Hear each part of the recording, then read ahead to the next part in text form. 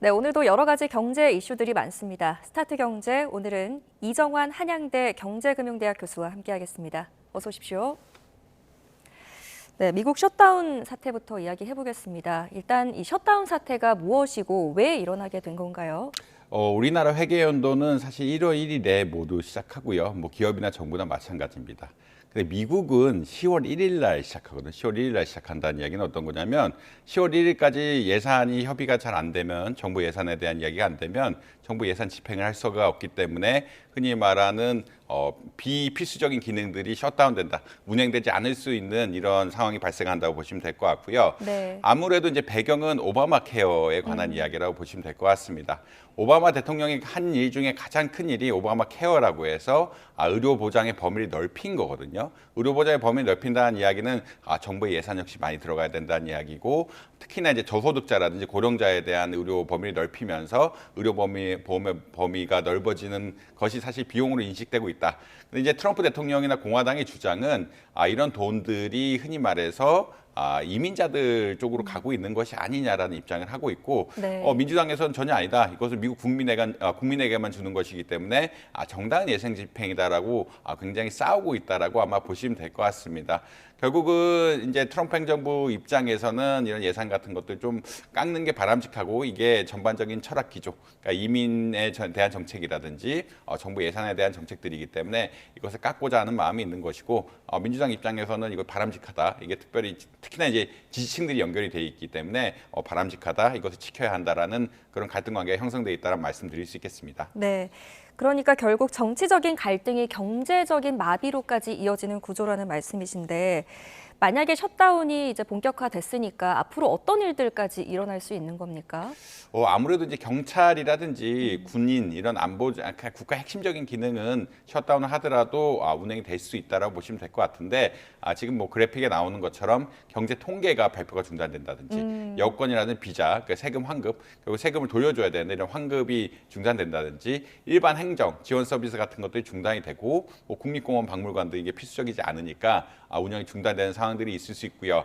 이에 따라서 공무원들은 무급 휴가 같은 것들을 받게 될 가능성이 높다. 그래서 75만 명 정도가 지금 이런 상황이라면 무급 휴가를 받고 쉬지 않을까라는 의견들이 나오고 있다라는 그런 말씀드릴 수 있겠습니다.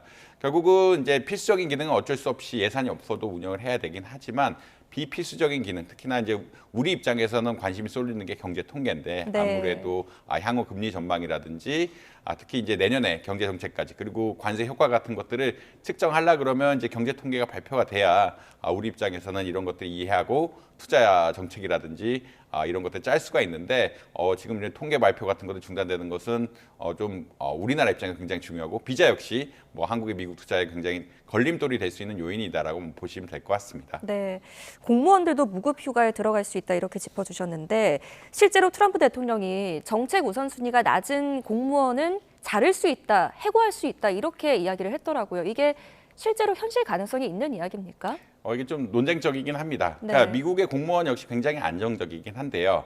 근데 이제 RIF라고 이야기해서 특별히 이제 정부가 재정 감축을 한다든지 기관을 없앨 때는 해고할 수 있는 권한들이 있다라고 아마 이해하시면 될 것 같습니다. 우리나라는 그런 거는 없는데, 미국의 경우에는 재정 상황에 따라서 해고를 할 수 있는 그런 조항들은 있다라고 보시면 될 것 같고요. 근데 지금은 재정 상황이라기보다는 예산이 집행이 안 돼서, 그리고 예산이 일부 축소되는 것 때문에 조직이 없어진다, 이런 것들은 좀 논리가 좀 맞지 않는다라는 의견도 있거든요. 그리고 트럼프 대통령의 입장에서는 재정 위기에 따라서 해고할 수 있는 근거에 따라서 이제 해고를 하겠다. 특히나 이제 예산을 좀 줄이기 위해서, 공화당이라는 것은 작은 정부를 추구하고, 작은 정부를 추구한다는 것은 예산을 줄여야 되는데, 이 예산을 줄이기 위해서 이 RIF 같은, 그러니까 흔히 말해서 해고할 수 있는 권한을 쓰겠다라는 이야기인데, 지금 예산 감축 같은 것들이 이게 해당이 되느냐? 조직에 대한 직접적인 얘기가 없는데 예산 감축 같은 것들이 굉장히 브로드한데, 이것을 특정한 흔히 말해 성과가 안 좋은 사람들, 필요 없는 조직에 대해서 바로 해고할 수 있느냐에 대해서는 법적인 이슈도 있다라는 말씀드릴 수 있을 것 같습니다. 네, 이 셧다운이 길어지게 되면 경제적인 피해도 막대할 것 같은데요. 어떻게 보세요? 아무래도 경제적 피해가 막중하다라고 보실 수 있을 것 같고요.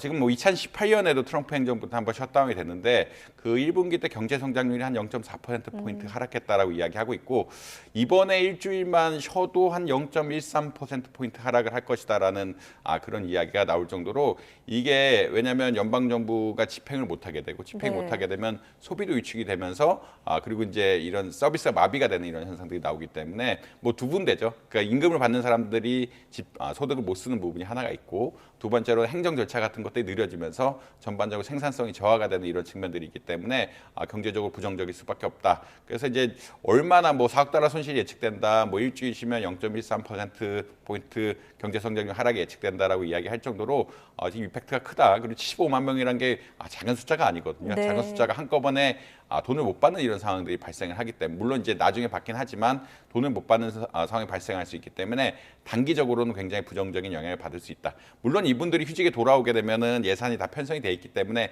나중에 받을 수는 있는데 지금 이 분기별 경제 성장률에는 굉장히 부정적인 영향이 미칠 수 있는 이런 사건이다라고 보시면 될 것 같습니다. 네, 트럼프 1기 집권 당시에 이 셧다운 일수가 보니까 최장일이더라고요. 35일이었는데 이번에는 이보다 길어질지 아니면 단기적인 이벤트에 그칠지는 지켜봐야 할 것 같습니다. 뉴욕 증시를 보니까 좀 흥미로운 그 수치가 있었더라고요. 셧다운 사태에도 올랐습니다. 어떤 배경이 있었나요? 원래 이제 역사적으로도 셧다운이 시작되면은 금리가 내려갈 것이라는 기대를 하게 되고 주가가 오른다라는 이야기들이 있습니다. 다시 말해서 이제 셧다운이 예측이 되면은 그것이 주가에 선반영되면서 주가가 좀 하락하는 추세를 보이다가 셧다운이 실제 시작이 되면은 주가가 약간 반등한다는 의견들이 있거든요. 네. 왜냐하면 이 셧다운이 길어지면 단기적으로 경제 성장률이 하락하게 되고 특히나 이번 경우 같은 경우에는 경제 지표들이 약간 예측보다 좋게 나오면서 오히려 문제가 된 상황들, 그러니까 이 GDP 같은 것들이 예측보다 조금 높게 나오면서 경기 침체가 안 오게 되면 금리 인하 속도가 줄어드는 것이 아닌가라는 우려가 생기면 사람들이 좀 걱정이 그러니까 금융 투자하는 사람들은 걱정이 많았는데 이 부분이 약간 해소가 될 것이 아니냐. 아까 말씀하신 것처럼 장기화될 가능성도 있거든요. 트럼프 입장에서는 이거 예산 없으면 내보내겠다라고 강경한 입장이기 때문에 그 오바마케어에서 안 받겠다는 강경한 입장이기 때문에 지금 좀 장기화될 수도 있고 이런 장기화가 예측이 된다라고 하면 금리가 좀 떨어지지 않을까라는 기대감에서 특히 이런 상황들이 좀 발생한다라고 보시면 될 것 같고요. 이게 역사적으로도 그랬다. 역사적으로도 셧다운이 진행되기 전까지는 주가가 조금 하락하다가 셧다운 실제 시작하면은 그 이후에 평균적으로 반등하는 양상들을 보이고 있기 때문에 이게 뭐 이해가 안 가는 분야는 아니다라는 말씀 드릴 수 있을 것 같습니다. 네, 어찌됐건 셧다운 이야기가 나오면서 금융시장은 불안정성, 불확실성이 커지니까 안전자산인 금 가격이 오를 수밖에 없습니다. 그런데 지금 김치 프리미엄이 사라졌다라는 이야기가 나오고 있거든요. 우리 금 가격이 왜 세계 금 가격보다 높은 겁니까?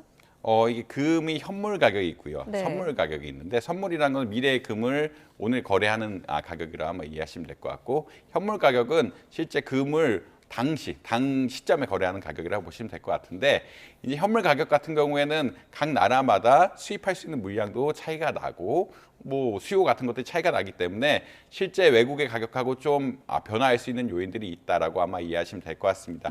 그래서 원래는 뭐 고일 1일만 해도 거의 동일했는데 10월 1일까지 하면서 이제 금 가격이 좀 많이 올랐거든요. 그러니까 예. 현물 가격이 올랐다는 이야기인데 현물 공급은 안 되는데 갑작스럽게 금이 올라간다라는 이런 뉴스들이 이야기가 나오면서 수요가 급하게 늘고 수요가 급하게 는다는 건 시장 가격에 좀 반영될 수밖에 없는 이런 상황이라고 보시면 될 것 같거든요. 예. 이제 선물 가격은 격차가 없는데 우리나라 어떤 공급적인 측면에서 공급이 한계가 있고 수요가 갑자기 느니까 가격이 높아지고 지금 뭐 김치 프리미엄이 한 11% 정도 됐다라고 이야기하고 있는데 이것이 좀 어제 좀 하락했다는 이야기 계속 나오고 있습니다. 그게 결국은 이것은 일시적으로 변하는 거고 수입이 되기 시작하면 없어질 만한 상황들이기 때문에 뭐 정상적인 상황에서는 있으면 안 된다라고 아마 이해하시면 될 것 같고요. 네. 근데 이제 뭐 투자자 입장에서는 어떻게 보면 좀 비싸게 산 거라서 이게 좀 떨어지면 어떨까라는 우려는 분명히 해야 된다라고 아마 이해하시면 될 것 같고 이것은 현물 같은 것을 살 때는 좀 유의할 필요가 있다. 현물이라는 것은 나라별로 공급이 한계가 있고 나라별로 공급이 한계가 있다는 것은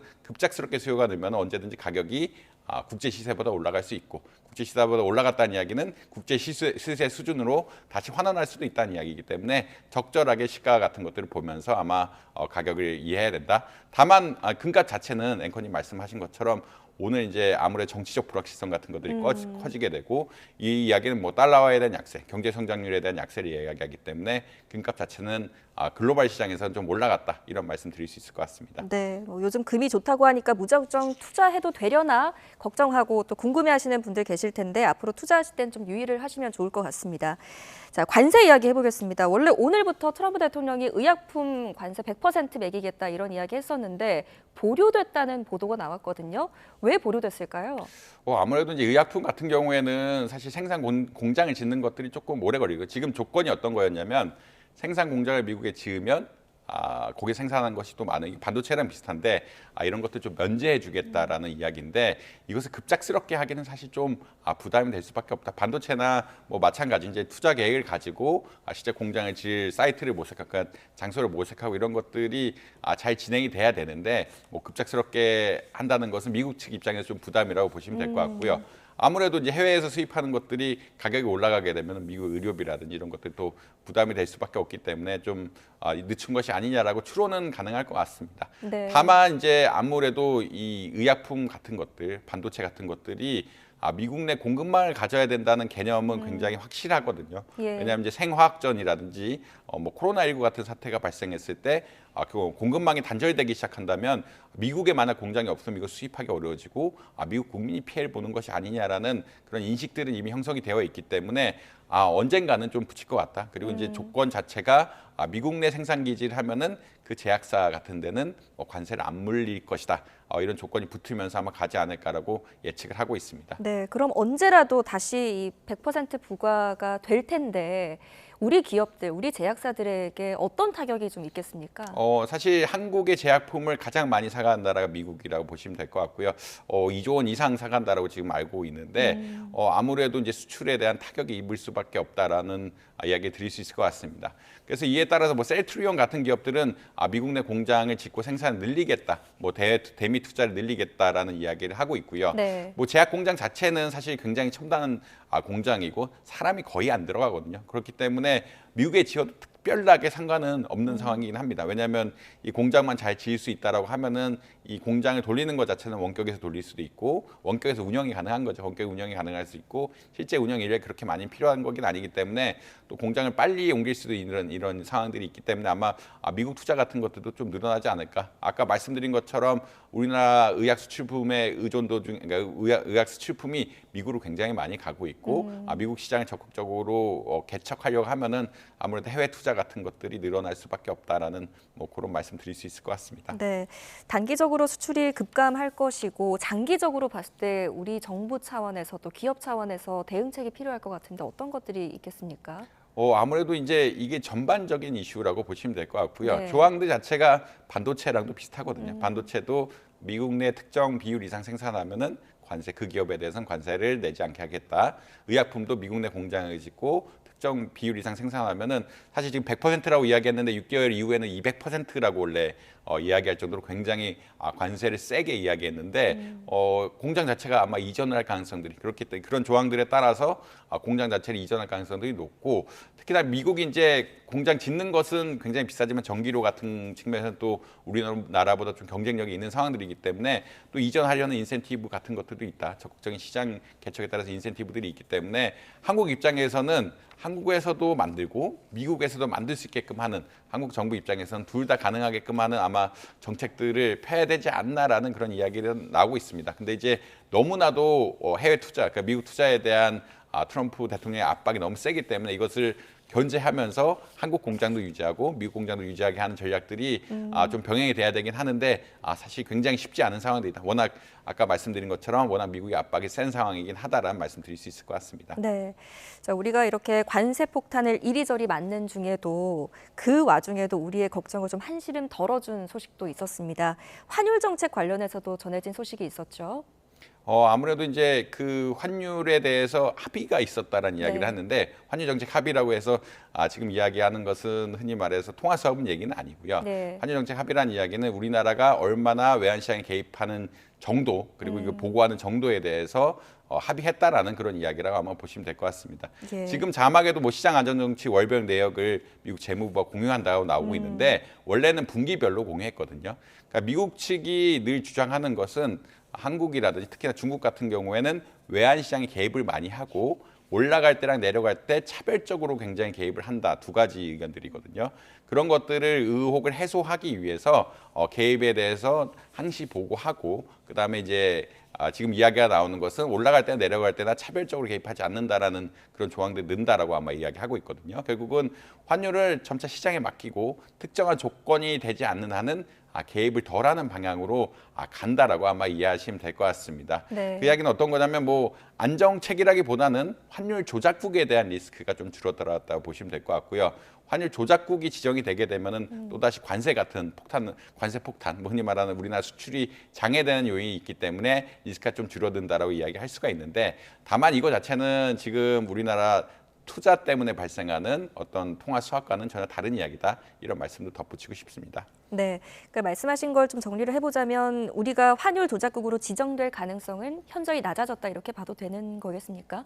아무래도 그 보고 그러니까 이게 정보의 투명성이라는 이야기인데 네. 개입을 얼마만큼 하느냐, 개입을 어느 정도 하느냐 이런 것들에 대해서 상시 보고를 하고 이 개입의 기준 같은 것들이 기존에 미국이 생각하기에 혹은 미국과 협의하기에 합당한 기준이냐에 대해서 보고하는 거기 때문에 예. 아마 환율 조작국에 대한 이야기는 어떤 뭐 조작국에 대한 지정 같은 것들은 조금 확률이 낮아졌다라고 보시면 될 것 같고요.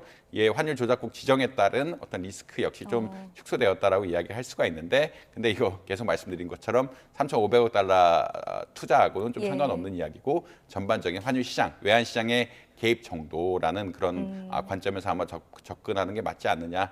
그렇기 때문에 아직 큰 것은 좀 더 남아 있다라는 이런 말씀 드릴 수 있을 것 같습니다. 네, 앞으로도 변수가 많이 남아 있다 이런 얘기를 해주셨고요. 다음으로 이 이야기 좀 해보겠습니다. 어제 이재명 대통령과 오픈 AI의 샘 올트먼 최고 경영자의 만남 자리가 있었습니다. 이 자리에서 대통령이 어떤 이야기를 했냐면 금산분리 완화 규제 검토할 수 있다 이런 이야기 했는데 이게 지금까지 좀 논쟁거리가 있지 않았었습니까? 만약에 이게 현실화가 된다면 물론 투자 장벽을 낮출 수 있는 데는 도움이 되겠지만 우려되는 점들도 있잖아요. 어떤 점들이 우려됩니까? 지금 금산분리를 낮추자는 것에 대한 해석이 조금 분분합니다. 네. 왜냐하면 어제 굉장히 멘트 자체가 간결하게 나갔고 정부도 특별하게 해석을 붙이지 않았기 때문에 뭐 금산분리 차원의 문제가 조금 해석이 어려운 측면은 분명히 있습니다. 왜냐하면 산업자본이 금융을 할 수도 있고요. 금융자본이 산업을 할 수도 있는 것이 사실 금산분리. 그러니까 이제 금산분리가 완화가 되면은 산업자본이 금융에 개입할 수도 있고, 네. 금융자본이 산업에도 개입할 수가 있는데 이게 어느 방향이냐에 대해서는 사실 조금 애매한 측면들이 있다. 어제 멘트만 봐서는 애매한 측면들이 있는데 제가 해석하기로는 산업자본이 금융 역할을 할 수 있다라는 쪽으로 해석을 했고요.